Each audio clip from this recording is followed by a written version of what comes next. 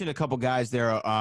Daniel Cormier, Stipe Miocic. They're going to be fighting. The trilogy fights coming up. I know DC's your guy. Y'all do the show together every Monday. That's your boy. But how do you see that fight playing out? Because I mean, what a tale of two fights that we had really in the first and the second. Stipe getting that championship back. How do you see the third one playing out? And what's Daniel Cormier's swan song?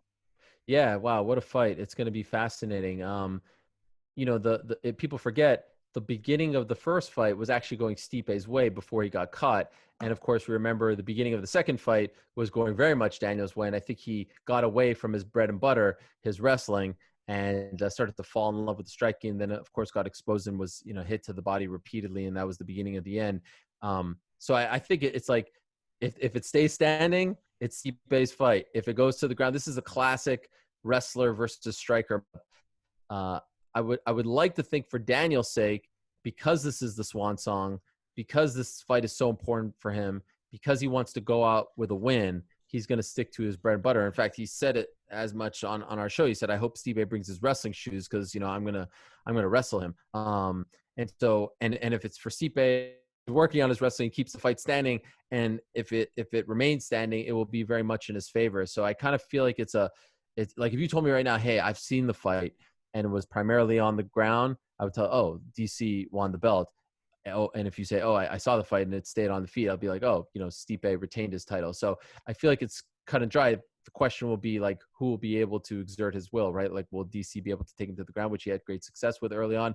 Stipe keep the fight standing, which he had success with. So I can't wait for it. It's going to be fascinating watching it in the smaller cage. If in fact it remains at the Apex, there's been some issues in Nevada.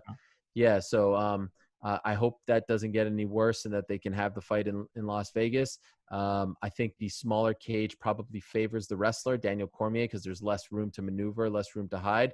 But yeah, a lot of pressure on DC's shoulders to go out like this, and certainly a lot of pressure on Stipe's to win the trilogy. So I can't wait.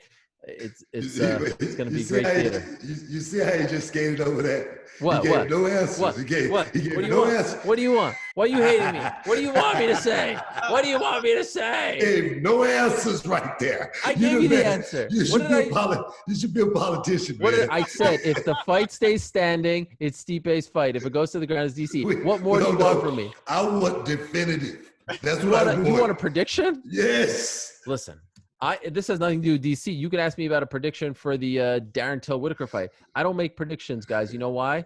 Because MMA fighters, as tough as they are the most sensitive individuals in the world. You pick against them, they won't talk to you ever again. They will not talk to you. They will say, "How dare you pick against me?"